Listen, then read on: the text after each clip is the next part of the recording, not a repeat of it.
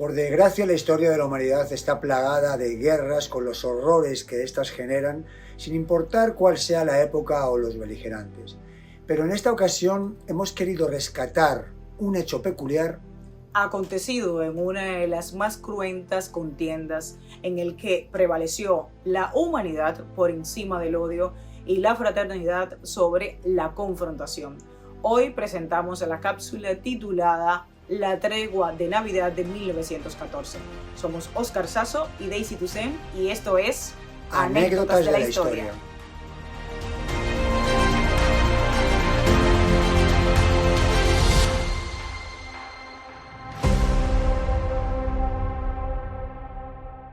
Nos referimos a la Primera Guerra Mundial. Bueno, pues para empezar deberíamos señalar que justo antes de estallar pareciera que muchos jefes de Estado de ambos bandos, acordémonos que es la Triple Alianza y la Triple Entente, pues de alguna forma deseaban la conflagración. Pero lo paradójico es que incluso una gran parte de la población de los países contendientes también. De hecho, el estallido de la Gran Guerra fue acogido en muchos lugares con fiestas y celebraciones. Para justificarlo, pensemos que en aquel tiempo ser soldado era un oficio honorable, reconocido e incluso prestigioso. Además, los políticos y altos mandos militares habían inculcado a la juventud el orgullo de pelear por una causa legítima, también que la victoria sería fulminante, de manera que en Navidad todos estarían celebrando la Pascua y la victoria, tranquilos en sus hogares, nada más lejos. Se establecieron en Europa dos frentes. El oriental, en el que principalmente alemanes y austrohúngaros enfrentaban a Rusia, y el occidental, en el que Alemania ya invadía Bélgica y los Países Bajos con la intención de llegar lo antes posible a París.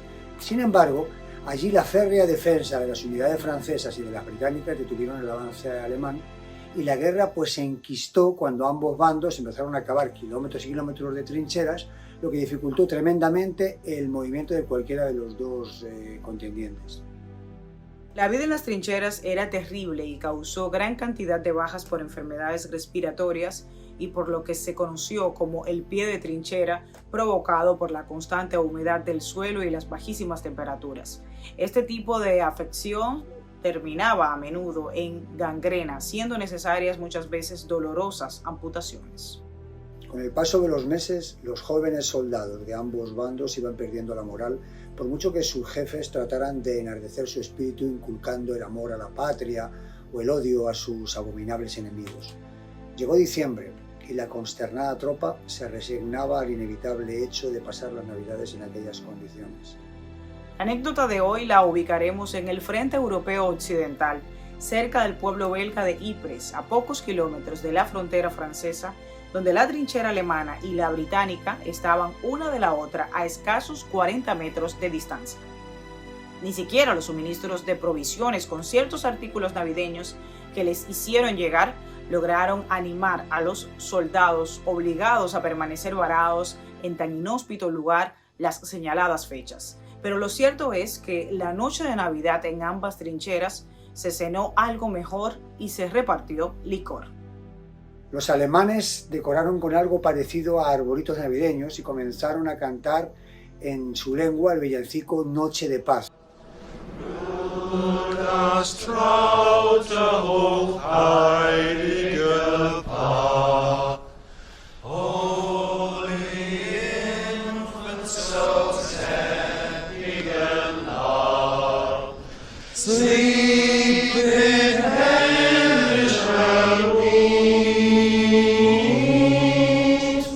En el otro frente les escuchaban y entonces algunas gaitas escocesas empezaron pues a entonar el mismo villancico, secundado por voces de muchos de aquellos compatriotas, primero de manera tímida y después ya de manera decidida, y siguieron luego con el Adeste Fidelis y muchos otros villancicos coreados desde ambas trincheras en sus lenguas respectivas.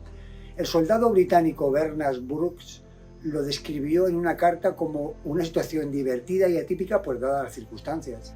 El joven oficial británico Willie Loasby, siguiendo un impulso, se asomó lentamente levantando los brazos desarmados y saliendo de la trinchera avanzó muy despacio. Cuando el centinela alemán estaba a punto de disparar, después de dar la alarma, un superior lo impidió enérgicamente y enseguida imitó al británico.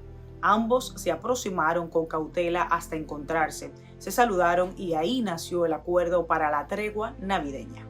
Poco a poco se asomaban cabezas por ambos lados y se fueron acercando unos a otros en tierra de nadie. La sorpresa generalizada fue comprobar que el enemigo no era tan horrible como se lo habían pintado. Solo eran jóvenes atrapados por la guerra que de igual manera extrañaban a sus familias. Al principio todos se mostraban algo reticentes, algo temerosos, pero en un rato ya se estaban dando la mano e intentando entenderse entre el inglés y el alemán.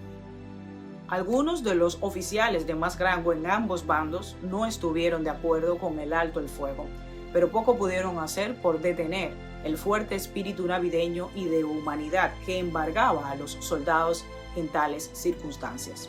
Otro soldado, Franz Sumter, describía en una carta a su familia: nuestros superiores dieron instrucciones claras de no confraternizar, pero tampoco tuvieron la intención de detenernos, puesto que sabían que no serían capaces. Se dice que el mismo Adolf Hitler, en ese momento solo cabo, fue tajantemente negativo a esa iniciativa espontánea, mientras que en Inglaterra y Estados Unidos se publicó en la prensa como el milagro navideño. Desde que amaneció se dio sepultura a los cadáveres, cosa que hasta entonces nadie había podido hacer. Se dieron verdaderas muestras de respeto en ambos lados, y aún siendo enemigos. Luego se hicieron pequeños corrillos, pequeños grupos en los que mostraban entre sí las fotos de sus novias, se intercambiaban cigarrillos, comida o humildes regalos. Se hicieron varias fotos y en suma unos y otros comprobaron que no eran tan diferentes. Y por extraño que parezca, incluso se jugó un partido de fútbol improvisando los postes de las porterías con abrigos. El oficial alemán Johannes Neumann escribía en su correspondencia: no era sencillo jugar en un lugar congelado, pero eso no nos detuvo. Mantuvimos las reglas del juego, aunque solo duró 1 hora y no hubo árbitro.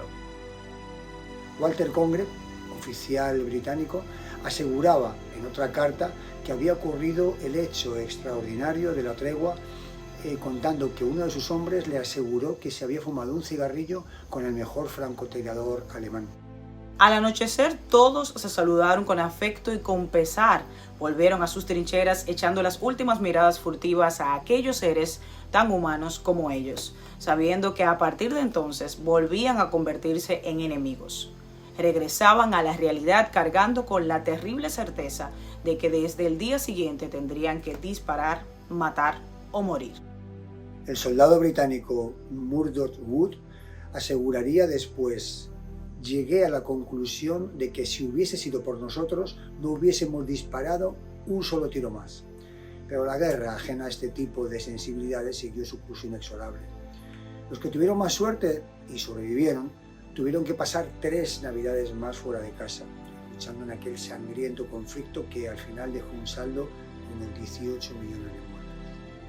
Pues bien, 2 de aquellos supervivientes, un alemán y un británico, en el año 2008, habrían de darse de nuevo la mano justo en aquel preciso lugar donde ahora hay un humilde monumento para recordar que una vez la fraternidad de las personas prevaleció por encima del odio y que en aquella Navidad de 1914 se fraguó esta edificante y sobre todo humana anécdota de la historia.